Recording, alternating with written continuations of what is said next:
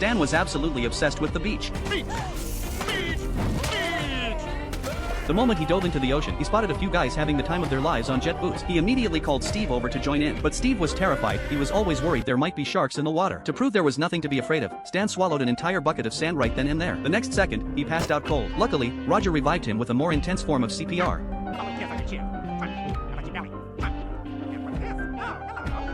To help Steve get over his fear of sharks, Stan took him straight out to the middle of the ocean. Steve was scared out of his mind, but Stan suddenly shoved him into the water. Just then, Steve saw a shark swimming straight toward him. What he didn't know was that it was actually Roger in disguise. Steve was absolutely terrified by the sudden attack. Once his job was done, Roger took off. Stan excitedly congratulated Steve on conquering his fear, but Steve turned around and mocked sharks for being cowards. This made Roger so mad that he bit off one of Steve's arms. Because I dominated a freaking shark up top.